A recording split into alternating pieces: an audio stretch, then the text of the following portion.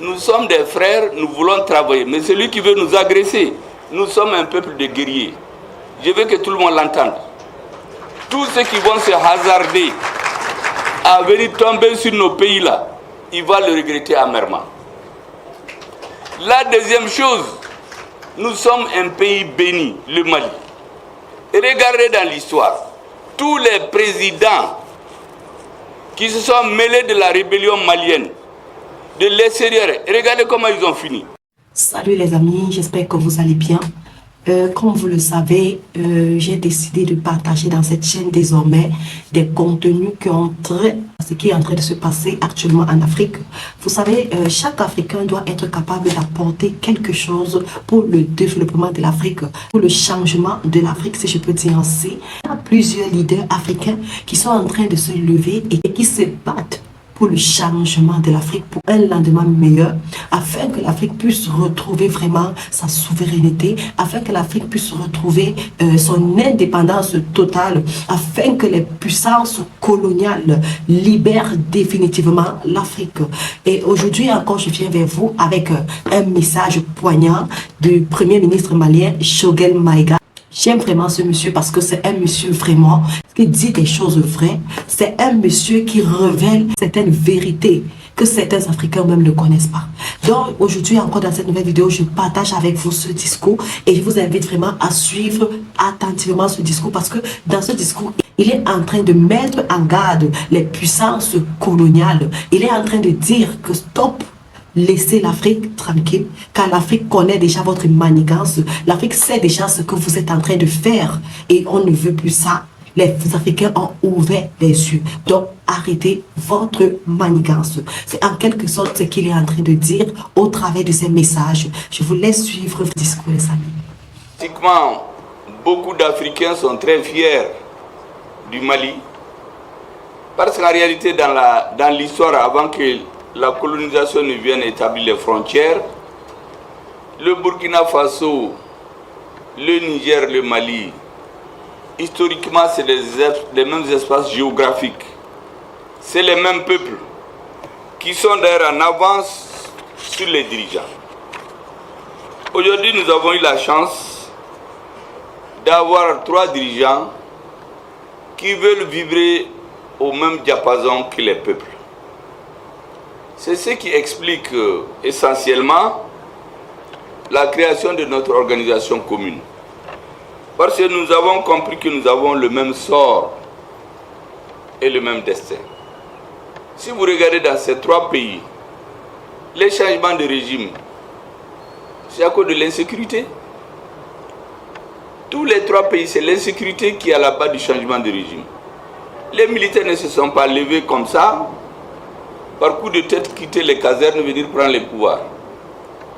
Le cas du Mali que je connais de façon spécifique, c'est pendant des années, les Maliens mouraient par dizaines, on les enterrait dans les fosses communes.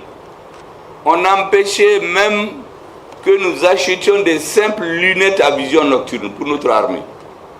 A fortiori, des vecteurs aériens. Or, un pays vaste comme le nôtre, si vous n'avez pas de vecteur aérien, vous ne pouvez pas faire la guerre. Et regardez à Néfis, depuis 2012, l'armée n'y a jamais mis pied.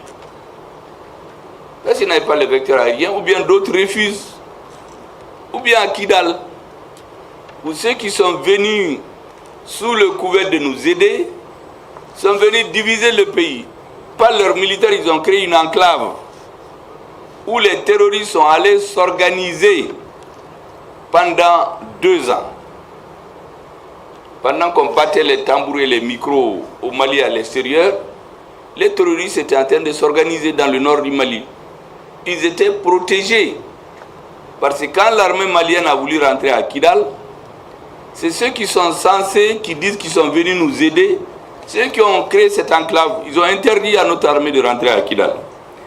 Et quand les terroristes ont senti qu'ils sont bien préparés, ils sont descendus au centre. Le centre n'était pas à l'origine dans la munition de la MISMA. Mais vers la fin, tout était concentré sur le centre.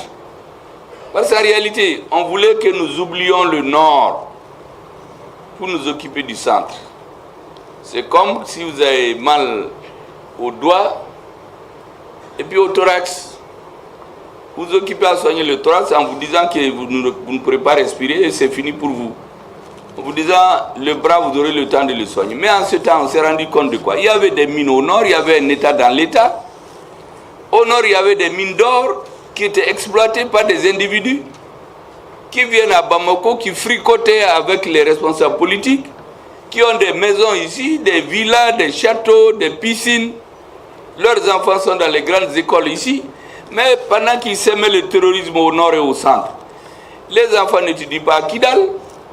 Les camps de réfugiés sont pleins d'Arabes et de Touaregs. Mais eux, ils sont là à Bamako. Ils vont chez le président sans rendez-vous. Ils sortent avec des sacs et des valises d'argent. Ils sont dans des commissions, 3, 4 commissions. Certains ont des salaires plus élevés que celui du président de la transition, du président de la République. C'est le sort qu'on avait réservé au Mali. En attendant ce que j'appelle le réveil douloureux de la désintégration de notre pays et de l'Afrique. Si vous vous rappelez, le terrorisme c'était au nord du Mali. En 2013, c'était au Burkina que les terroristes se réunissaient même avec le Mali, parce qu'il y avait un président qui croyait que son sort dépendait de ceux qui protégeaient les terroristes. Mais le terrorisme allait au Burkina, c'est allé en Côte d'Ivoire, c'est allé au Togo, c'est allé au Ghana. Récemment d'ailleurs, j'ai entendu le haut représentant pour les affaires étrangères de l'Union européenne, Joseph Borrell, donner 600 millions de dollars d'euros au Ghana, à peu près 40 milliards. Vous savez pourquoi? Ce n'est pas pour lutter contre les inondations qui ont eu lieu là-bas il y a quelques mois, ni pour faire des routes et des écoles, c'est pour acheter des armes. Ils disent que c'est pour lutter contre la corruption, mais qui amène contre le terrorisme. Mais qui amène le terrorisme? Mais ce sont eux. Ils vous donnent de l'argent, vous achetez les armes chez eux, on vous donne des faux experts qui sont supposés être venus vous aider, qui aident à répandre le terrorisme dans votre pays. Et dans 20, 30, 40 ans, les populations africaines vont dire mais leurs armées ne valent rien. Ils vont confier leur sécurité à l'ex-colonisateur. C'était ça le schéma qui était tracé. Nous avons vite compris au Mali. Les Maliens se sont levés, ils disent qu'ils ne sont plus d'accord que des terroristes viennent détruire 140, 150 personnes dans un village. Le président va, il pleure, il menace les militaires, il vient. Alors que les militaires, ce n'est pas eux qui achètent les armes. Je vous disais tout de suite que des gens meurent, des avions sont là. Nous voulons prendre des avions pour amener des secours à nos militaires. L'aménagement et Barkhane disent qu'ils ne sont pas venus pour faire la guerre. Et donc on tue tous les militaires et on les enterre dans une fosse commune. On attend le prochain décès. À un moment donné, le peuple malien s'est levé, il a dit qu'il n'est plus d'accord avec ça. On sort de l'argent du trésor pour acheter des hélicoptères, des avions. L'argent disparaît, il n'y a ni hélicoptère ni avion. Quand les Maliens se sont soulevés, pendant des mois, l'armée a dit ça suffit. Et les militaires sont venus aider les Maliens à reprendre leur destin en main. Ce n'est pas compliqué. Il n'y a rien d'autre au Mali que ça. Et quand ces militaires ont pris leur destin en main, certains auraient voulu qu'ils aillent se confier à eux. Si c'était confié à eux, je vous assure qu'il n'y aura pas tout ce bruit-là autour du Mali. La preuve, c'est qu'il y a des pays où il y a eu un coup d'État. Mais on ne nous a pas dit qu'il y a des sanctions. On nous a dit qu'on suit avec attention ce qui se passe dans ces pays. Mais quand il y a eu le coup d'État au Niger, on a fait une réunion de défense. Et dans un autre pays, on dit qu'on suit seulement avec attention. Oui, les 2 poids 2 mesures. Ou bien des présidents de la CEDEAO qui vont dans une réunion internationale et disent qu'ils ne prennent pas de photos avec le président du Mali ou celui du Niger au motif que c'est des militaires. Mais les militaires, c'est des citoyens habillés en tenue militaire, c'est tout. Le même président, moins de quelques semaines après, il va dans un autre pays avec un autre militaire, il fait des selfies. Il multiplie, il fait en veste, il fait en pipao et il met sur les réseaux. Mais c'est avec un militaire. Mais celui qui a commandé ça auprès de lui, il ne va plus le respecter. C'est ce qui leur fait dire que les Africains, Ça, c'est les propos du ministre des Affaires étrangères de l'Union européenne, Joseph Borrell. Il dit que les Africains sont légers, on peut les manipuler comme on veut. Donc, eux, ils ne sont pas inquiets. Tôt ou tard, ils vont revenir. C'est ce qu'ils disent chez eux. Dans leurs réunions, c'est tous les jours ce qu'ils disent. Les militaires français vont devant leur Sénat, ils disent non, vous savez, le Niger et le Mali et le Burkina nous ont échappé parce qu'on ne donnait pas de bourses aux militaires. Il faut désormais donner des bourses pour que les militaires viennent chez nous. Ça, c'est la semaine passée. Ils ont donné 30 bourses. Qu'ils vont endoctriner et retourner dans leur pays. S'ils ne sont pas contents, ils les renversent. Est-ce que vous imaginez combien les gens ne considèrent pas les Africains? Un militaire qui va devant les Sénats, ce que je vous dis là, c'est authentique et ce n'est pas de la propagande. Il leur dit que ce qui est arrivé au Niger, au Burkina et au Mali, c'est parce qu'on a diminué le nombre de bourses qu'on donne aux militaires. Donc il faut augmenter. Ils ont donné immédiatement 30 bourses pour que les militaires aillent chez eux. Mais ça, c'est quoi ça? Comme si nous, on n'est pas capable. Et puis les militaires là, les gens croient que ce sont des... Les militaires, je dis, c'est des civils habillés en tenue militaire, c'est tout. Qui sont dans une fonction qui est la plus dangereuse. C'est la seule fonction où tu vas, on peut te dire d'aller là où tu peux mourir. Et tu ne peux pas dire non à ton chef. Et l'armée malienne est l'une des rares dans le monde, dans l'histoire, d'un pays occupé. Des militaires s'organisent. Ils s'allient avec la frange consciente de la société. Ils font la guerre. Ils meurent. Ils s'équipent. Ils s'entraînent. Et ils gagnent contre le terrorisme. Les Maliens, c'est pour cela aujourd'hui, quand les juges se sont mis à bien parler des militaires, nous avons tous eu des frissons. J'imagine même les militaires qui étaient là, eux, ils savent garder le calme, mais en réalité, leur cœur est plein de sang. Parce que ça plaît à tout le monde, ce qu'on disait d'eux. Ils nous ont restitué notre honneur et notre dignité. Et toute l'Afrique est en train de regarder le Mali aujourd'hui. Toute l'Afrique. Nous avons l'obligation de réussir. Et cette réunion internationale, elle vient après 3 grandes réunions. Nous avons eu ici la réunion internationale des ministres de l'économie et des finances de l'AES, il y a une semaine. J'ai pris un peu plus de temps là-bas pour parler. Nous avons ensuite la réunion des ministres des Affaires étrangères.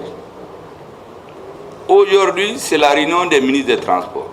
Si vous regardez bien, il y a une construction étatique qui est en train de se mettre brique par brique.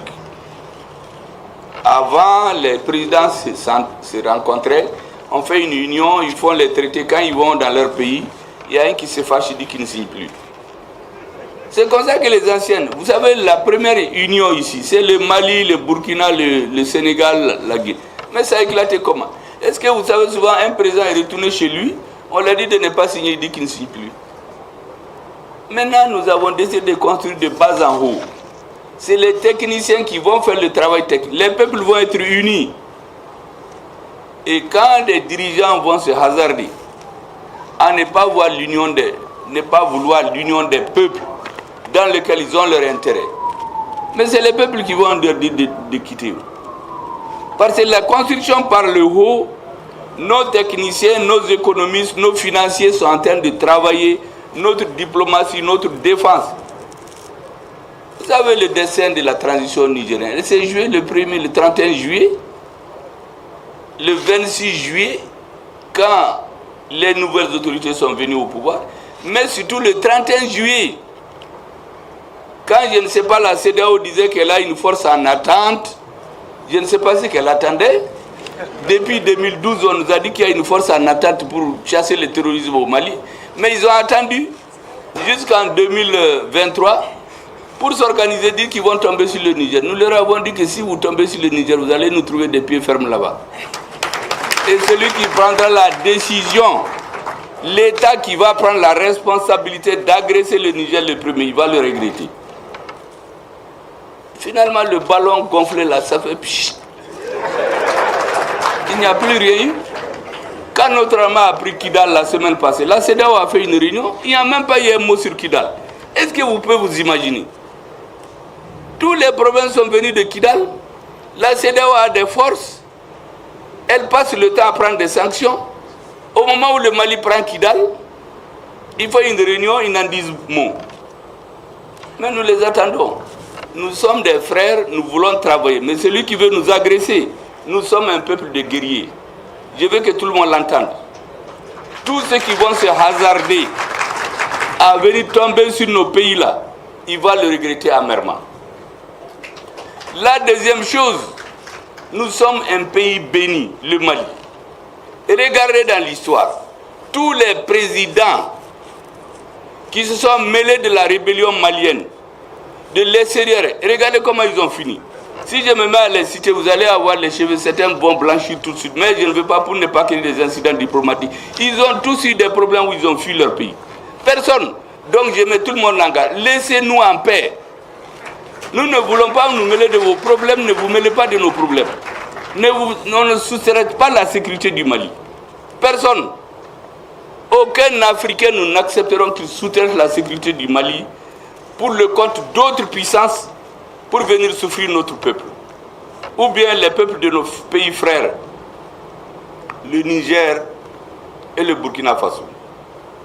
Donc, mesdames et messieurs les ministres, je vous encourage vraiment à faire en sorte que le travail que vous êtes en train de faire pour nos peuples, avec l'appui de vos partenaires de l'ONU, des Nations Unies, du FMI, des banques, parce que beaucoup pensent que quand on dit que l'AMINUSMA quitte chez nous, nous voulons rompre avec l'ONU. Mais pas du tout. Nous sommes un pays membre de l'ONU. L'AMINUSMA, c'est un machin qui a été mis en place sur instigation des Français. Nous leur avons dit de partir. Nous avions MINUSMA, Barkhane, Serval, et Takuba, G5 Sahel, ECAP, EITM. Mais qu'est-ce que j'ai encore? Et les terroristes sont allés du nord de Kidal. Ils ont envahi 80% de notre pays. Alors qu'il y avait toutes les forces dont je viens de vous parler. Mais les Maliens ont assis, on s'est rendu compte qu'en réalité, toutes ces forces étaient venues pour nous manipuler. Ils ne servaient à rien, c'est eux qui entretenaient le terrorisme. Nous les avons tous renvoyés. Il n'y a rien eu. Takuba est parti, non? Est-ce qu'on a vécu plus mal? On a renvoyé Barkhane. Et G5 Sahel, lui, il est mort de sa belle mort avant-hier. Paix à son âme. Et vous savez comment cette mort est venue? C'est un président qui s'est mis à agresser le Mali. Et il n'a pas regretté, je vous ai dit. La déliquescence du G5 Sahel a commencé comment? C'est bien que vous le compreniez.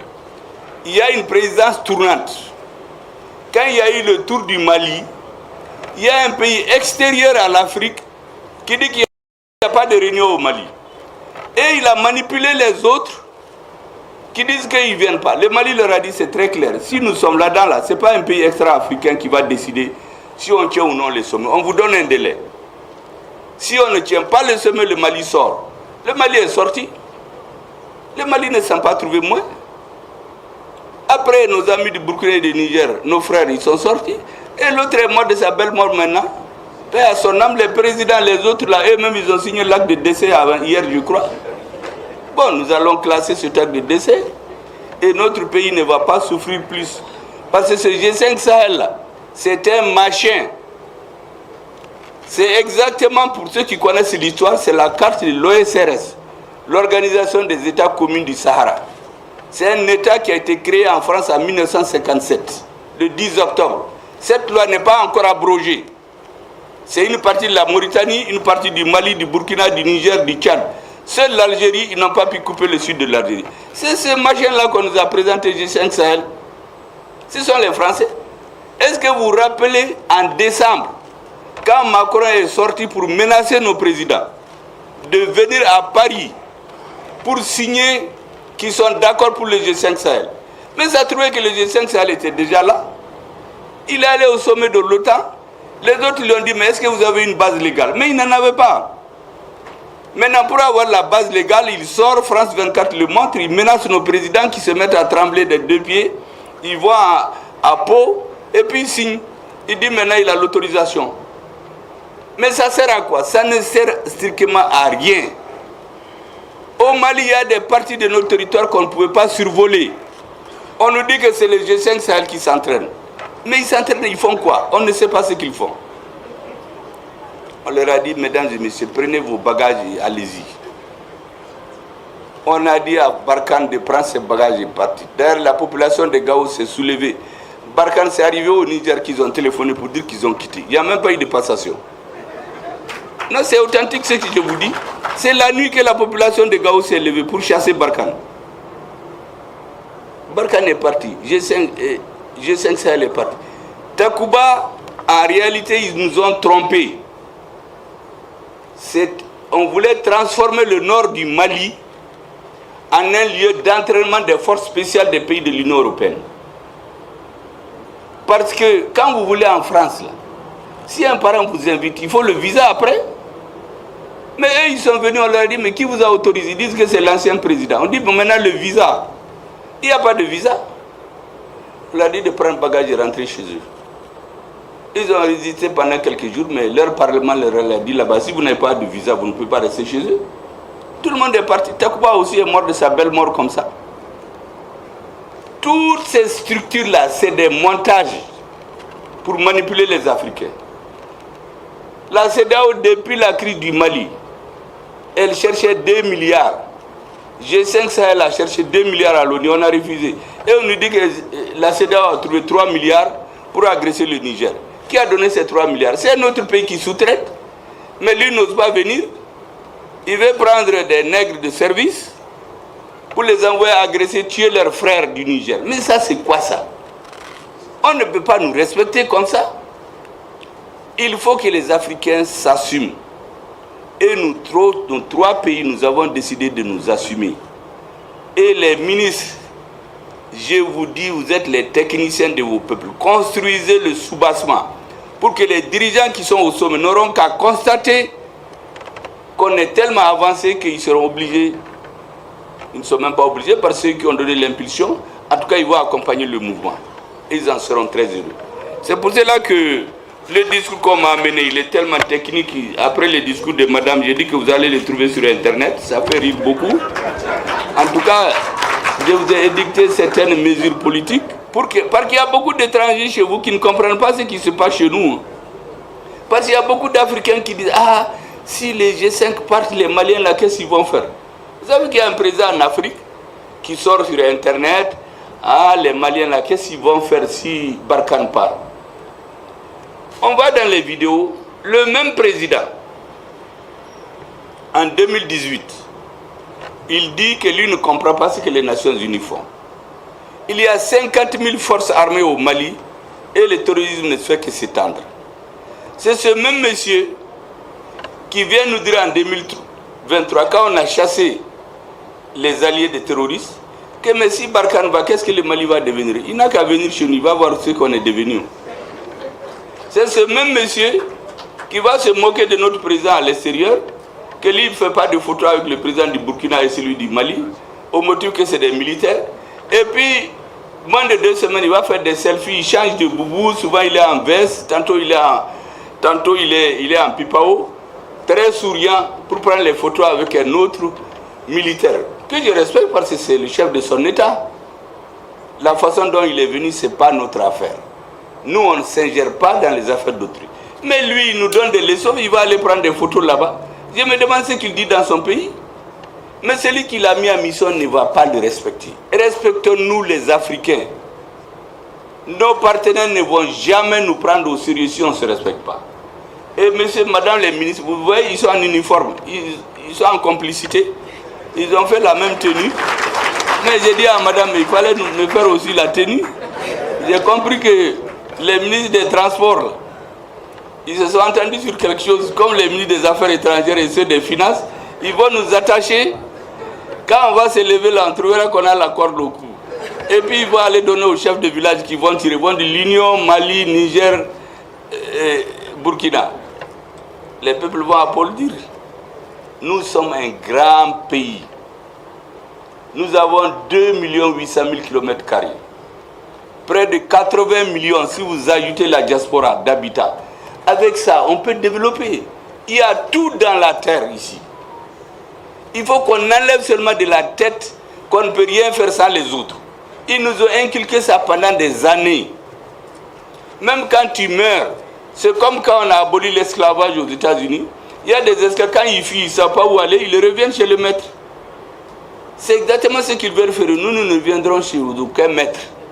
Nous allons prendre nos destins en main. Nous allons développer nos pays. Et certains vont chercher des visas pour venir chez nous, Inch'Allah.